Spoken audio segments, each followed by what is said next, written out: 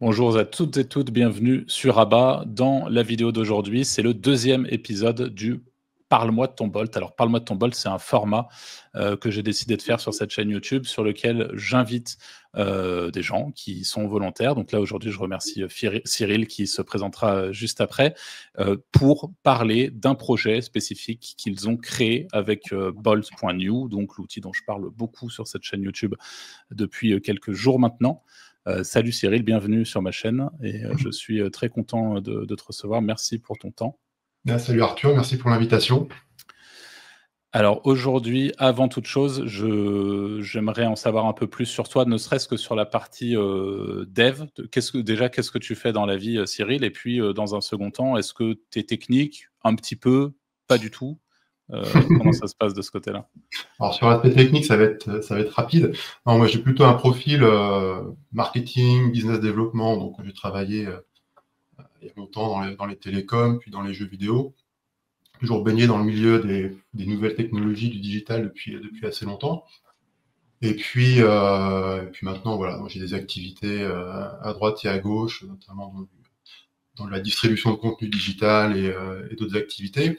Et puis j'ai toujours eu envie, sur le côté, d'avoir des projets voilà, sur lesquels, voilà, entre le hobby et puis l'envie de développer quelque chose.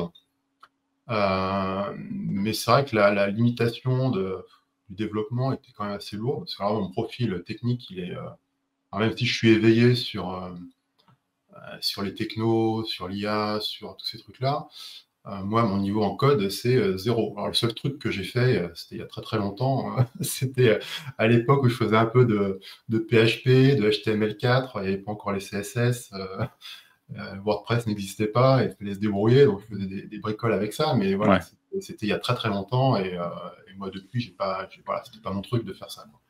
Ok, mais tu savais avant de te mettre sur Bolt, typiquement, je te pose des questions à la con, c'est le genre de truc sur lequel Ouais. moi, typiquement une base de données, tu vois, avant la semaine dernière, genre, je savais qu'il fallait des bases de données quand on avait besoin de données, évidemment, mais Firebase, jamais entendu parler.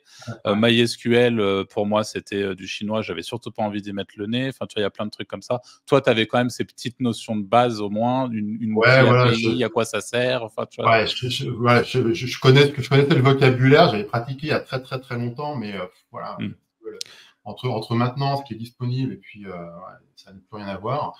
Et puis voilà, donc après, je me suis mis dans le coup et j'ai appris sur le tas. Tu vois, Firebase, pareil, j'ai découvert il y a quelques semaines. Impeccable. Donc du coup, un profil relativement peu technique pour ne pas dire très peu. Et quel tool tu vas nous présenter aujourd'hui et quelle est l'idée, enfin d'où te vient l'idée et que permet de faire le tool? Ouais. Alors en fait, bon, dans mes différentes activités, je me suis retrouvé au contact de personnes qui s'occupaient de gestion locative saisonnière, donc tout ce qui est business autour de Airbnb, etc.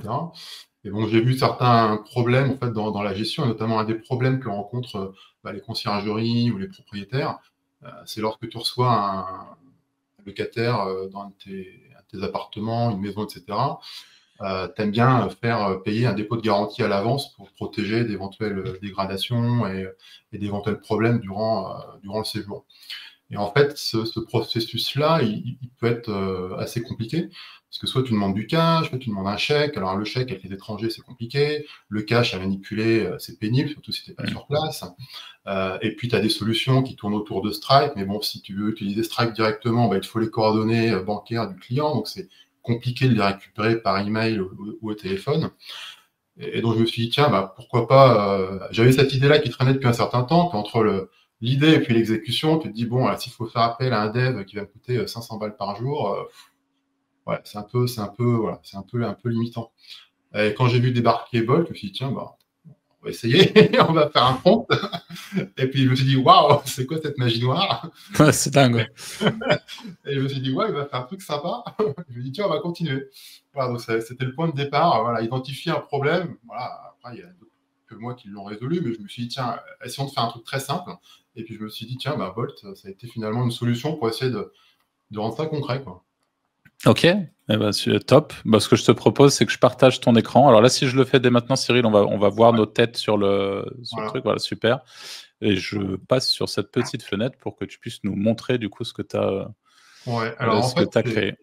voilà, donc c'est un service qui s'appelle Trustelia, trustelia.com. Donc je reviendrai un petit peu plus tard sur le cheminement entre Bolt et puis voilà, comment il est hébergé et le nom de domaine. Donc le principe du service, bon, c'est un SaaS avec une landing page. D'ailleurs, je m'aperçois que la landing page, j'aime bien que Bolt aime bien créer des témoignages avec Il est des assez images fort pour ça. Ouais. qu'on voit sur différents services. Donc ça à remplir plus tard avec des vrais témoignages. Et donc ça, c'est une landing page qui a été faite, il y a eu quelques itérations pour la faire, mais c'était relativement simple à faire. Donc qu'est-ce qu'on retrouve sur cette landing page? On va retrouver le header, on va retrouver, alors j'ai des petits soucis de traduction, là, c'est assez mineur à corriger, donc la capacité à se loguer, à choisir plus tard sa traduction, la capacité à s'inscrire. J'ai vu d'ailleurs que tu avais mis l'authentification Google. C'est Firebase qui gère ça directement? Ouais, en fait, j'avais vu une vidéo tuto d'un des gars de l'équipe de Bolt et qui justement conseillait à un moment donné Firebase, et je me suis dit, tiens, ça a l'air assez simple. Et effectivement, c'était super simple. Et je me suis rendu compte que voilà, tu pouvais choisir dans Firebase différents providers d'authentification. Donc, tu avais le login password classique et tu avais Google. Alors, après, tu en as d'autres aussi, Microsoft, Apple. Je me suis dit, bon, allez, Google, c'est sympa. En fait, moi, en tant qu'utilisateur dans plein de services, je me log avec des adresses Google. Donc, je me suis dit, tiens, pourquoi pas proposer ça à mes utilisateurs? Donc, tu peux passer directement soit par une identification Google, soit par un login password classique avec ton email. Okay. Voilà. Et donc là, voilà, tu as une présentation landing page assez classique. Tu as tous les. Ouais, vas-y. Le footer, ouais, j'allais te demander, c'est toi qui lui as demandé, c'est rigolo parce que c'est l'une des premières landing pages que je vois de Bolt où tu sais, il a resserré dans un style un petit peu centré de la landing page qui est très sympa. Hein.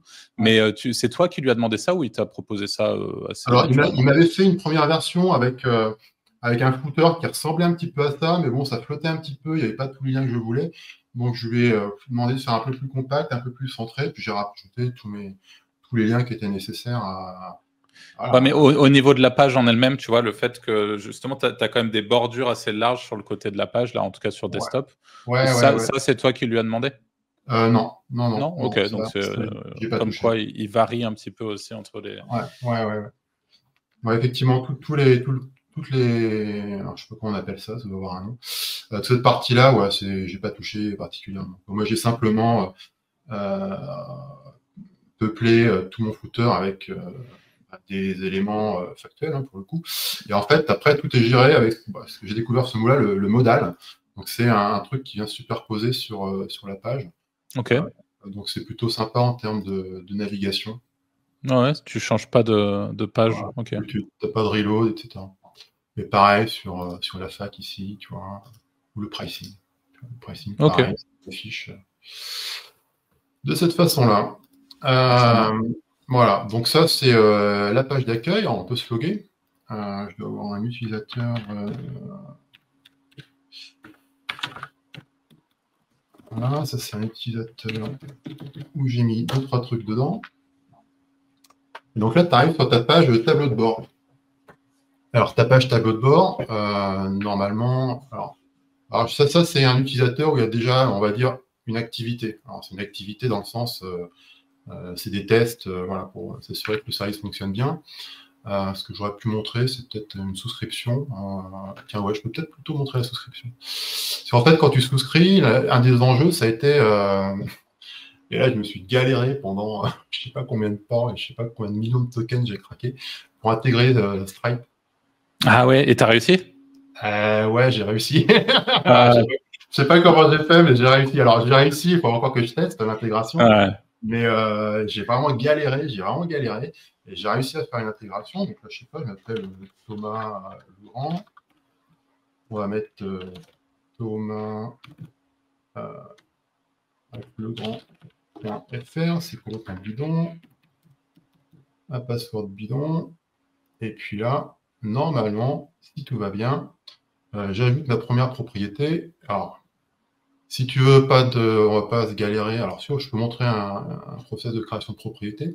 Alors, toi, tu as un bandeau qui s'affiche qui dit, tiens, pour activer ton abonnement et accéder à toutes les fonctionnalités, configure maintenant. Ok. Et ça, c'est pour configurer le paiement. Parce qu'en fait, tant que tu n'as pas configuré une carte bleue, tu peux créer des propriétés. mais tu ne peux pas vraiment utiliser le service.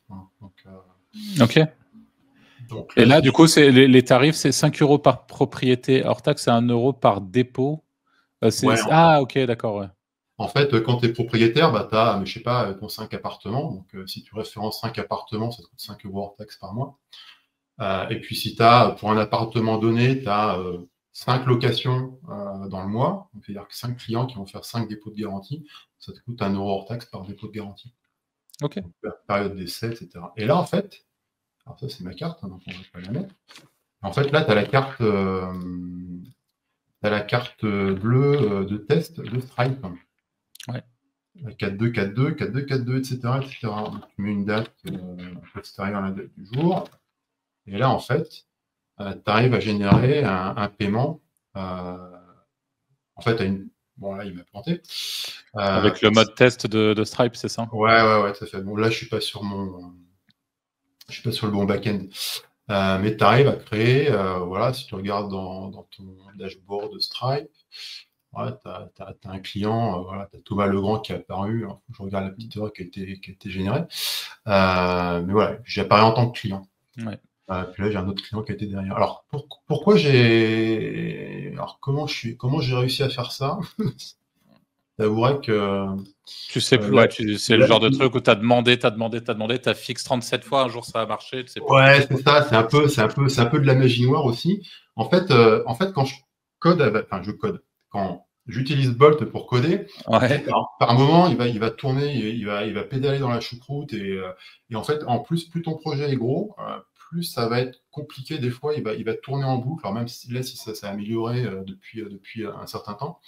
Moi, j'ai toujours à côté un chat GPT qui est ouvert avec un GPT coding dédié. Tu en trouves dans les GPT sur chat GPT. Et quand je vois que Bolt commence à mouliner, je parle à mon GPT, je lui copie les messages d'erreur, je lui copie mes fichiers, et c'est avec ça que j'arrive à me débrouiller pour résoudre pas mal de problèmes. Et donc en fait, là, ce dont je me suis rendu compte, c'est que quand tu utilises Bolt et que tu fais un déploiement, en fait, tu as un bouton, le bouton déploiement dans Bolt, ici, là, Ouais. qui va envoyer ton projet sur Netlify Ouais. en hébergement. Et en fait, je ne sais pas si c'est exactement ça, mais j'ai l'impression que les fonctions qui étaient créées dans Bolt, en fait, Netlify, ça permet d'héberger le projet, mais la partie, comme c'est un hébergement statique, si j'ai bien compris, il faut créer des fonctions qui vont gérer du Stripe, qui vont gérer d'autres aspects. Ouais. Et ces fonctions-là, avec le déploiement depuis Bolt, elles n'étaient pas gérées. Je ne les trouvais pas dans l'interface de Netlify. Donc, tu vois, tu claims ton projet dans Netlify.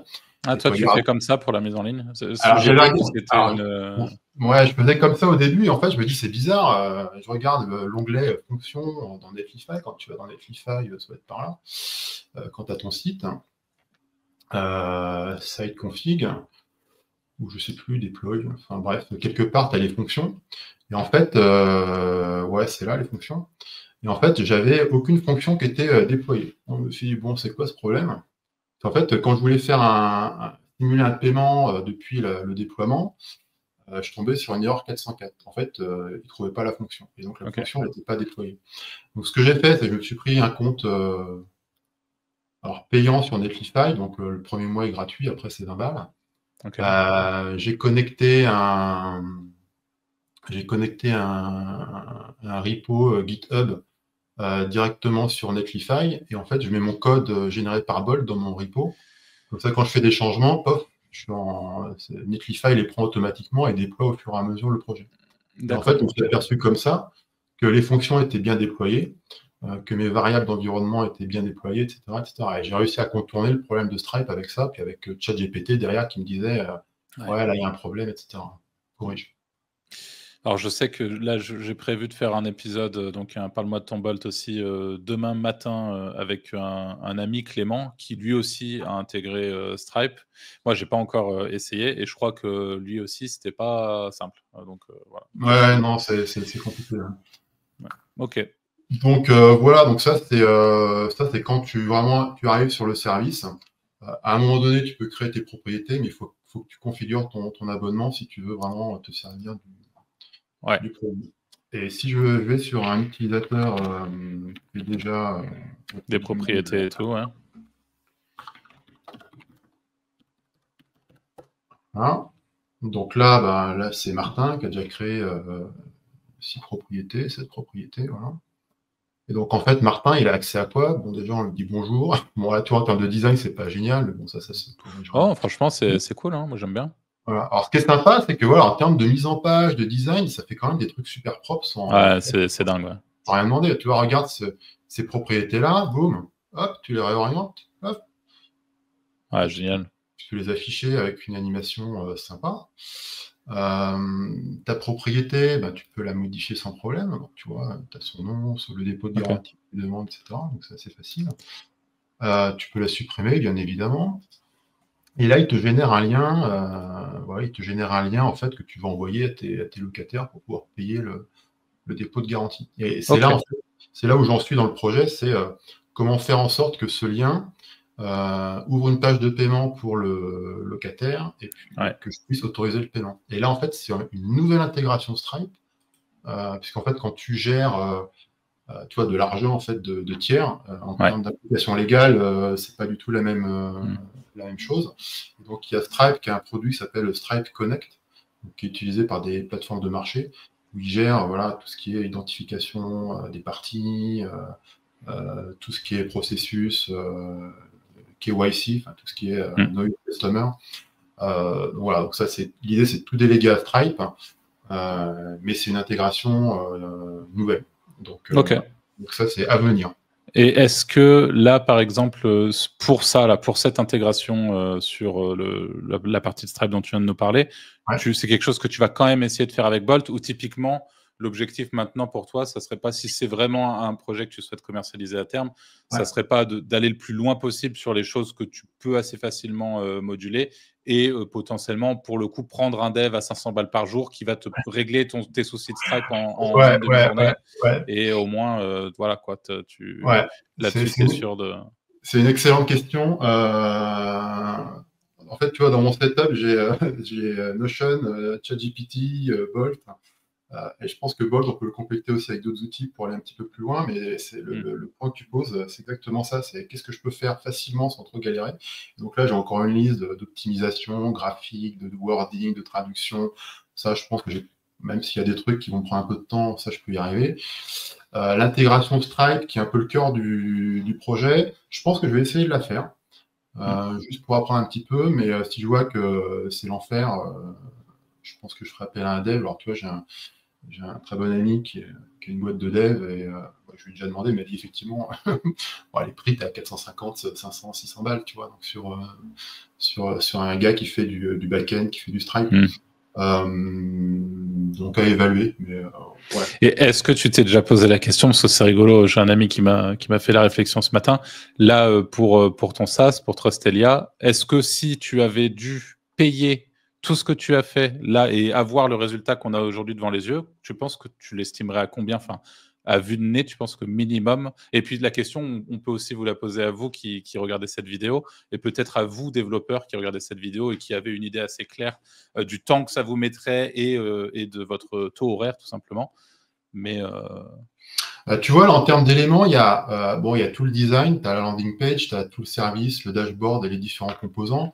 Derrière, il y a quoi? Il y a une connexion avec Firebase, et puis bon, tout ce qui va bien en termes de règles de sécurité, etc.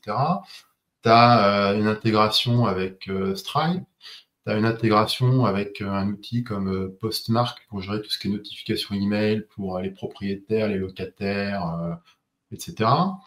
Bon, tu as le CAPTCHA, enfin, le reCAPTCHA, qu'est-ce que tu as d'autre? Voilà, tu as quand même pas mal de bricoles. Faut s'assurer que tout tienne à peu près la route et qu'il n'y ait pas trop de gros problèmes de sécurité. Toi, à la louche, je dirais que tu en as facile pour 10 jours de dev. Donc 10 jours de dev, c'est autour de 5000 balles. Okay. Est-ce que j'aurais mis 5000 balles comme ça sur une idée comme celle-là, sans Bolt? Enfin, je suis pas sûr. Tu vois, je suis pas sûr. Ouais. Ouais, c'est super intéressant. Bon, encore une fois, curieux d'avoir vos points de vue dans les commentaires. Moi, je te rejoins. Je pense que je serais de cet avis-là aussi. Je pense qu'on est à peu près sur ces... Donc, voire même plus, en vrai. Ouais, voire même un peu plus, tu vois. donc c'est clair que, tu vois, je vois souvent des commentaires, ouais, Bolt, c'est cher. Alors, tu vois, si on peut parler de ressources, j'ai commencé avec l'abonnement Bolt, je sais plus quoi, il te file 10 millions de tokens. J'ai fini à l'abonnement à 100 balles et j'ai fait 2 ou 3 recharges de tokens, tu vois, de 10 millions de tokens. Donc, pour produire ce résultat-là, ça a dû me coûter 160 balles. Ouais, ok. Et je compare ça par rapport à ce qu'un dev m'aurait coûté pour faire ce MVP, tu vois. Donc, juste pour la partie Bolt en token, tu as environ claqué 160, c'est ça? Ouais. Ok. Ouais. L'abonnement à 100 balles, là, et puis 2 ou 3 recharges, je crois. Ouais, ok, ça marche. Ouais, comme ça, au moins, parce Donc, que c'est une question que je pensais te poser. Puis il y en a une qui est assez liée. C'est est-ce que toi, qui du coup a quand même aujourd'hui un projet assez conséquent, assez balèze, quoi, il y a plusieurs fonctionnalités. Donc j'imagine que sur ton fichier Bolt, tu dois avoir un paquet de pages aussi. Est-ce que tu as remarqué que plus ton projet devenait touffu, entre guillemets, plus ça te coûtait cher en crédit aussi? ouais, exactement. Plus ton projet est gros, plus tes pages sont grosses, plus ça va te coûter en token, puisqu'en fait, quand tu fais une requête, le contexte que doit prendre en compte le Bolt est beaucoup plus gros. Je pense qu'il est toujours je pense qu'à un moment donné, il doit être au max du contexte possible et il prend un max de fichiers et que tu lui poses n'importe quelle question, tu lui demandes n'importe quoi pour changer un titre ou ce que tu veux, il va te bouffer un paquet de tokens.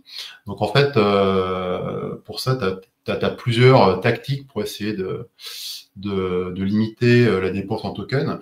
Déjà, tu as la nouvelle fonctionnalité, ça a une semaine, je crois.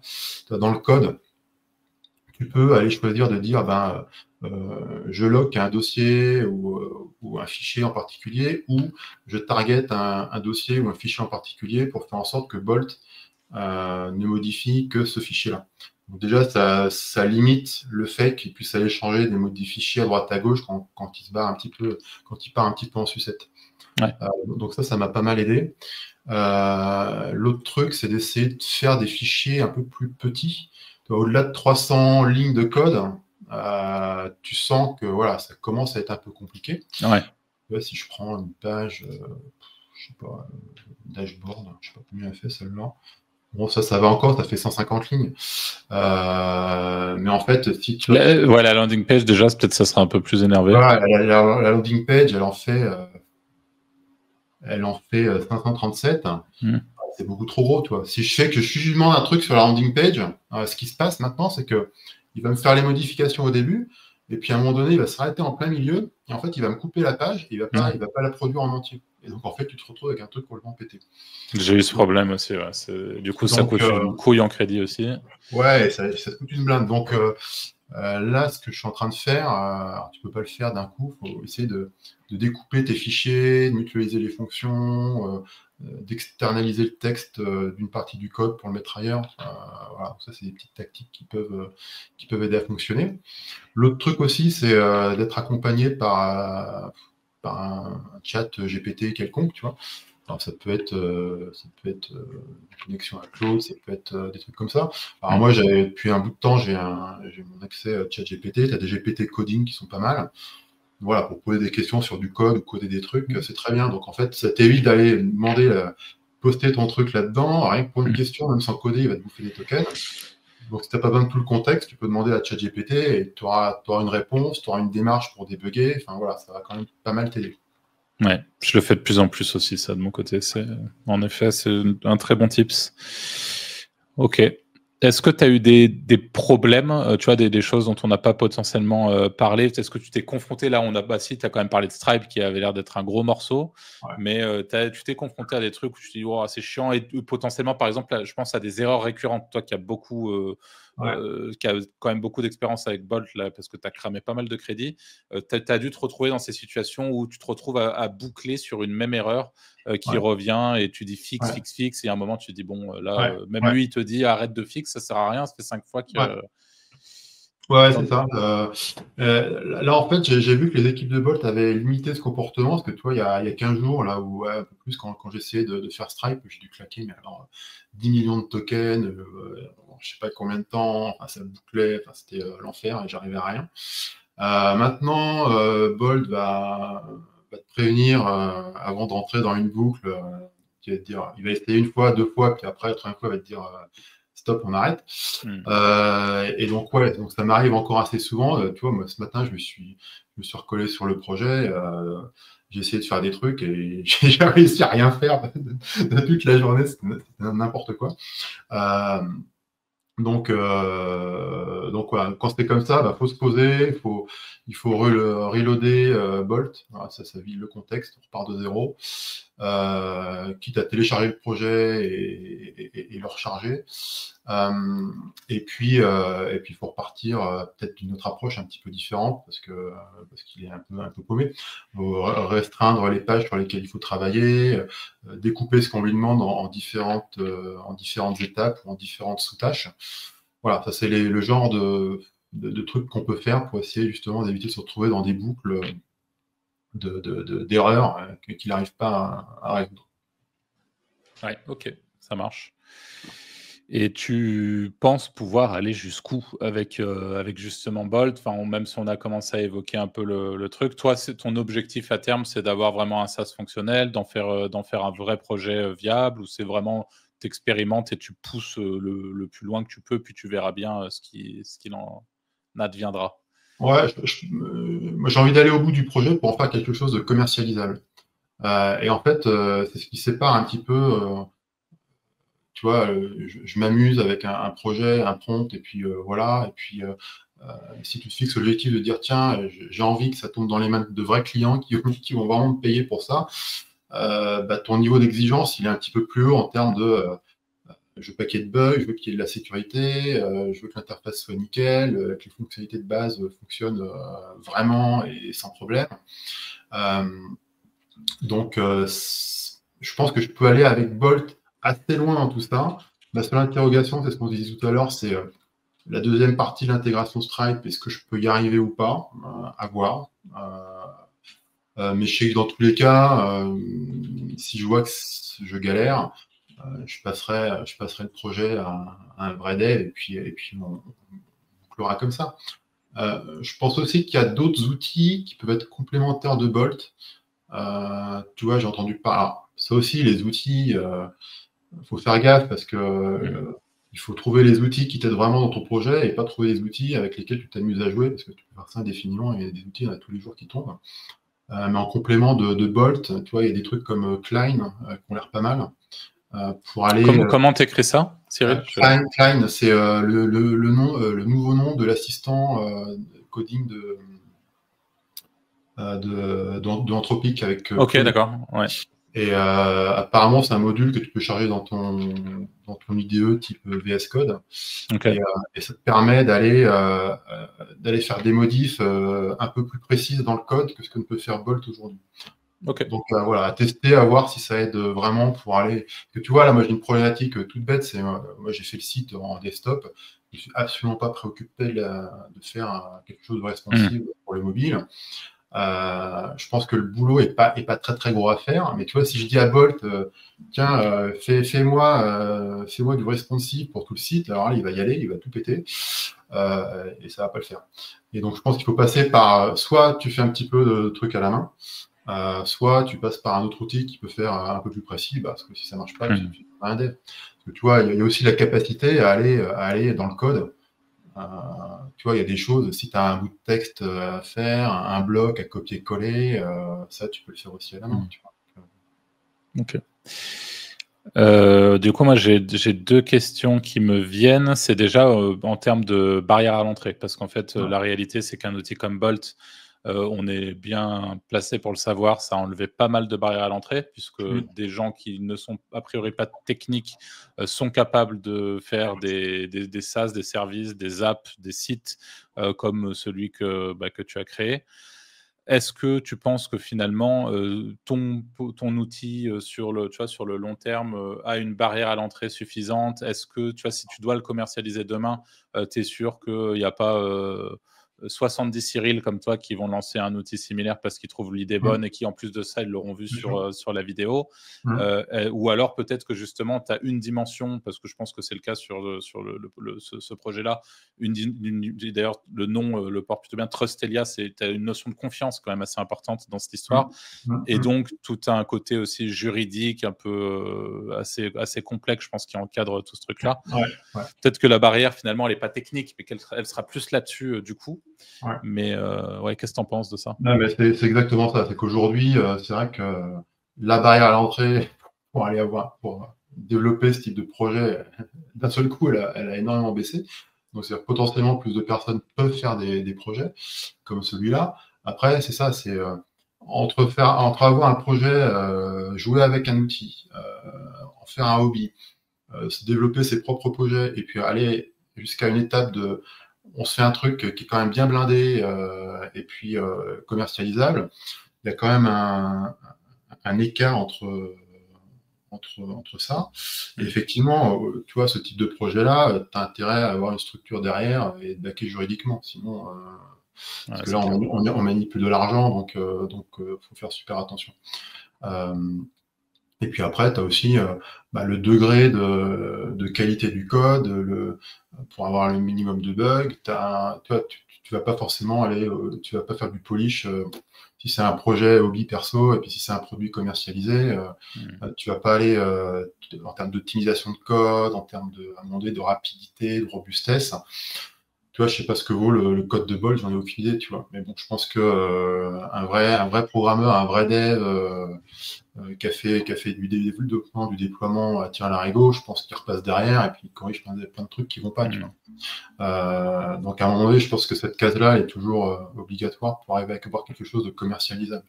Et puis après, tu as aussi t'as l'aspect technique où je dois vraiment polish le truc à fond, tu as l'aspect légal. Et puis après, tu as l'aspect, c'est bien, tu le mets en ligne, mais après, il se passe quoi, tu vois. Donc, toute la capacité marketing à aller développer ton produit, à aller t'adresser aux bonnes personnes pour pouvoir que ça marche. Ce qui est sans doute d'ailleurs le truc le plus compliqué quand on fait du SaaS. C'est moi qui ai un SaaS aussi qui n'a pas été créé avec Bolt. Je suis bien associé avec un développeur sur celui-là, un SaaS de détection d'IA. Je peux te dire que toi tu fais du marketing, donc tu sais tout ça, mais c'est le plus compliqué et c'est le gros point. C'est ce qui fait qu'un SaaS fonctionne ou qui ne fonctionne pas. Donc, ça fait vraiment la différence. C'est ça, parce qu'après ça, le SaaS, tu es là, tu es super content du résultat, tu te dis, c'est pas possible, comment j'ai réussi à faire un truc pareil. Donc, c'est un peu, tu vois, c'est un peu ton jouet, tu vois, c'est un peu, là, t'es à Noël et t'as eu le camion de pompier, là, tu te dis, génial. C'est exactement ça, tu vois. Ça. Là, j'ai mon super camion de pompier. Sauf que ça reste un camion de pompier, tu vois. Donc, comment je fais pour avoir un vrai camion qui va sur la route et qui va éteindre des incendies, tu vois. Donc, c'est tout ce qu'il y a après avoir fait son SaaS, tu vois. Et ça, Bolt, voilà, il a fait sa partie du job, mais il y a toute l'autre partie à faire et c'est là que tu as un vrai business à faire. Super intéressant. Moi, j'ai une dernière question pour toi, Cyril. C'est parler un petit peu de vision. Alors là, Bolt, ça fait quoi? Ça doit faire 1 mois et demi, peut-être que c'est sorti. Je l'ai découvert il y a un peu plus d'une semaine, mais ça fait pas longtemps que c'est sorti finalement, pas trop longtemps. Tu as une vision D'ailleurs, je dis Bolt, mais ça peut être un outil qui demain se met à doubler Bolt et qui fait plus ou moins la même chose. Hein, mais tu as une vision à 5 ans, tu vois, sur ce genre d'outils. Quels seront les changements? Est-ce que ça sera... à quel point est-ce que ça pourra être complet, quoi, Ouais, alors moi je suis pas quelqu'un qui vient du monde de la technique et du code, mais mon point de vue un peu extérieur là-dessus, je vois qu'il y a quand même deux trends qui se dégagent. T'as les outils qui viennent du code, et toi comme Bolt, comme les assistants type Klein ou d'autres, qui sont là, ou Cursor, qui sont là pour te dire, tiens, je vais t'aider à faire du code. À différents degrés, soit je t'assiste à écrire le code, soit je fais tout le code à ta place. Tu vois. Je t'assiste à faire du code, genre Cursor, ou je fais du code à ta place, genre Bolt, mais par contre, tu as toujours du code derrière. En parallèle de ça, tu as ceux qui viennent plutôt du mode du no-code, enfin du monde du no-code, genre j'ai un super dashboard avec des éléments, je les mets sur ma page, je les connecte entre eux, etc. Et puis j'ai l'impression que ce petit monde-là va converger à un moment donné, alors je ne sais pas quand. même si les choses semblent quand même aller assez vite, pour faire en sorte qu'à un moment donné, tu auras ton prompt, tu bougeras des éléments à l'écran, puis derrière, le code va se faire tout seul, et puis tu t'aperçois que finalement, les connexions au back-end, alors, il y a connexion et connexion, hein, mais tu vois, pour des besoins type base de données, identification, tu t'aperçois que c'est pas si compliqué que ça. Donc, j'ai l'impression que le monde du code et le monde du no-code vont converger à un moment donné pour te donner la possibilité de faire des choses encore plus avancées que ça, en un temps encore beaucoup plus rapide, à des coûts encore plus faibles. Et de manière encore plus accessible. Ouais, je pense.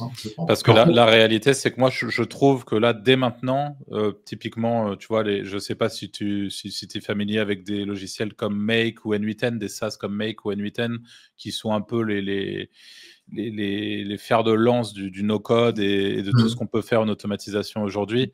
En fait, aujourd'hui, pour moi, on parlait tout à l'heure de barrières à l'entrée et qu'il y a énormément de SaaS qui se font reproduire, etc. Il y a un truc qu'on ne peut pas reproduire, c'est une automatisation make complexe, un prompt, tu vois, c'est pas juste un prompt, c'est plusieurs séquences de prompts qui vont s'enchaîner pour arriver à un résultat qui, lui, est complexe et qui a été réfléchi, itéré, enfin, tu vois, et tout ça, tu peux tout à fait le faire avec Bolt pour appeler ce type d'automatisation, avoir du coup une idée de SaaS qui est assez basique, mais avec derrière un fonctionnement qui lui est ça va être il va falloir se lever tôt pour pouvoir reproduire ce qui est, tu vois, ce qui est proposé dans le SaaS.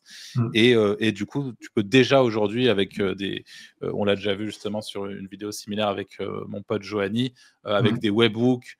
Et un retour de webhook, ce qu'on appelle un endpoint, il me semble. C'est le genre de truc que j'ai appris la semaine dernière aussi. Mais on peut récupérer, on peut envoyer de l'info via un webhook, traiter tu vois, sur l'automatisation, faire un appel à OpenAI, faire plein de trucs, faire un peu ce qu'on veut, et retourner l'information au SaaS pour la remettre à l'utilisateur. Enfin, c'est absolument... c'est illimité, quoi. On peut faire tellement de choses. Ça devient... tu vois, même, mec, j'ai jamais mis trop le nez là-dedans, mais même construire des automatisations, c'est pas simple. Et donc tout ça est en train de converger. Alors, t'as un autre effet aussi, tu vois, là, quand je discutais avec mon copain qui a sa boîte de dev, bon, il me dit, c'est 500 balles à un intégrateur pour faire du Stripe. Ok, moi je suis pas développeur, j'ai réussi à faire une intégration Stripe, alors c'est pas l'intégration la plus poussée de la Terre, mais j'ai réussi à le faire, tu vois. Donc, ça veut dire que grosso modo, d'un seul coup, la valeur du développeur est divisée par 2 ou par 3, tu vois, parce que tu vas pas payer le mec 500 balles pour faire une intégration Stripe qui va prendre 1 heure ou 1h30 à faire, tu vois, pour un mec qui est un petit peu chevronné. Donc, en fait, tu as aussi un impact sur ce genre de personnes ou de boîtes. C'est grosso modo, comment tu arrives plutôt, la problématique, c'est comment tu arrives à démultiplier la productivité de tes développeurs avec ce type d'outils, plutôt que de se dire, bon, ces mecs-là, ils vont être remplacés par un type lambda. Donc, je pense qu'il y a tout ce virage-là qui doit être pris, et je pense que déjà, tu as un paquet de développeurs qui seront assistés par du dev IA, mais ça va être vraiment aujourd'hui un skill super important pour un développeur de s'entourer de la bonne stack IA pour être 10 fois plus productif, parce qu'il va falloir qu'il court devant pour pas être rattrapé par les petits nains, quoi. Et d'ailleurs, on parle des devs, mais la réalité, c'est qu'avec l'IA, il y a énormément de métiers qui sont concernés par ces problématiques-là, quoi, et qui vont devoir s'adapter, ou je pense une bonne partie des gens vont sans doute sauter, mais ce qui ne veut pas dire, encore une fois, ça c'est vraiment pas que les devs, c'est beaucoup de métiers. Je pense notamment, moi à la base, je suis éditeur de sites, référenceur web, les rédacteurs. Nous, pendant des années, ça fait 10 ans que je passe par des rédacteurs à Madagascar. Là, maintenant, pour toute la rédaction offshore moyenne qualité, si tu veux, c'est fini, c'est remplacé par l'IA. C'est des mecs, franchement, s'il y en a encore qui bossent aujourd'hui, dans 2-3 ans, il n'y en aura plus, quoi. Enfin, la qualité faible va sauter. Et par contre, les très bons rédacteurs humains, ils seront jamais remplacés, parce qu'au mieux, ils vont piloter des IA, ils vont accélérer, mais c'est toujours pareil, quoi. Donc, quoi qu'il en soit, merci beaucoup, Cyril, pour pour ton intervention sur la chaîne. Oui. C'était très cool de pouvoir parler de ton outil. Je mettrai en description le lien de ton outil, du coup, pour ceux qui veulent aller s'inscrire. Il est fonctionnel, hein, ils ne vont pas tout casser. Oui, on peut s'inscrire, non, il n'y a pas de problème. Bon. Ça a l'air assez robuste. Je ne garantis pas un uptime de 100% parce que je bosse dessus, mais normalement, ça fonctionne bien. Ok, super. Voilà, merci beaucoup. Puis je te dis à très vite. Et vous Merci, aussi. Arthur. Avec plaisir. Et vous aussi, à très vite. N'hésitez pas à vous abonner, à liker la vidéo, à mettre un petit commentaire si elle vous a plu. Et ouais, à très vite pour une nouvelle vidéo. Salut.